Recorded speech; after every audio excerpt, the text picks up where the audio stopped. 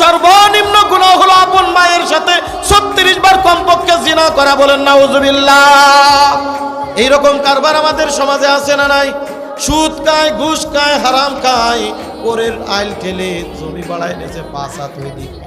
সকালবেলায় ফজরের নামাজ পড়ে গেছে, উদাইল গাড়ে করে নিয়ে জমিতে আইলতেছে, সুবহানাল্লাহ কই আলী একটা কোপ দেয়। আমি প্রায় একটা কথা বলে, আমিও গ্রামের সওয়াল কলিজার টুকরা বাজান, আগে জমির দুই পাশের জমির মাপ দেওয়ার জন্য আইল চিনেন? আইল ছিল আগে বিরাট বড় একটা গরুর গাড়ি চলে যাইতো। বর্তমান আইল পুল সিরাতের রাস্তা সেও শিখুন। কথা কয় না? রাগ করছেন মনে আমার উপরে? বাস্তব কি বাস্তব না?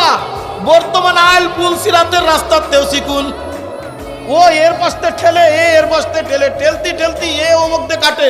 ও 1 কুদাল কাটছে, আমি 2 কুদাল কাটবো। ও 3 কুদাল কাটছে, আমি 4 কুদাল কাটবো।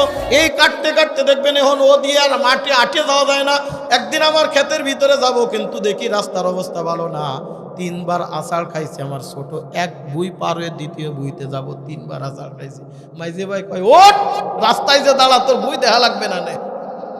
ও যে রাস্তা, ও তো পরে সুবহানাল্লাহ কেমনে যায়, আর এরা ট্রেনিং প্রাপ্ত দৌড়ই চলে যাচ্ছে। কথা ঠিক কি ঠিক না? আজি সাহেব 3 বার ওয়াজ করে আইছে, 5 ওয়াক্ত নামাজি, বড় মুসল্লি। 10 বছর পরে আমিন নিয়ে আসছে মাপার জন্য। আমিন মাইপা দেখে আজি সাহেবের বই 3 হাত ওই দিক চলে গেছে, ওর বই 3 হাত এদিক চলে আইছে। কি কোন আছে না নাই? হ্যাঁ, মাইফিয়ে দেখেন না খালি একবার আপনার আমারটা।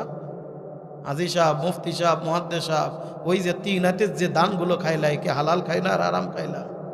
কথা কয় না? এ হালাল না হারাম? কলিজার টুকরা বাজান, শুধু তাই নয়, কিতাবের ভিতরে আসছে।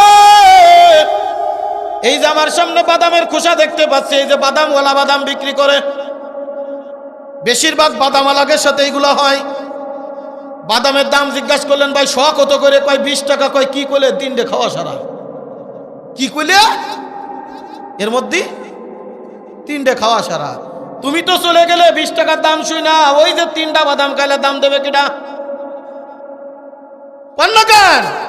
এই যে 3টা খাইলা, তুমি হালাল খাইলা না হারাম খাইলা? আল্লাহর নবী বলেন, লা ইয়াদখুলুল জান্নাতা গুযিয়া বিল হারাম, লা ইয়াদখুলুল জান্নাতা জাসাদুন গুযিয়া বিল হারাম। হারাম ভক্ষণকারীর শরীর কোনোদিন বেহেশতে প্রবেশ করবে না। ওই যে একটা মাত্র দানা, যে তুমি ওই বাদামের একটা মাত্র দানা খাইলা, এটা যদি ওর অনুমতি না নেন। এক বাদামওয়ালা একদিন ওয়াজ শেষ করছি, এরকম ওয়াজ করলাম বাদামের ওয়াজ, ঠিক একই কথা যে কোনো এক মাহফিল এরকম বুঝাইতে গিয়ে বলে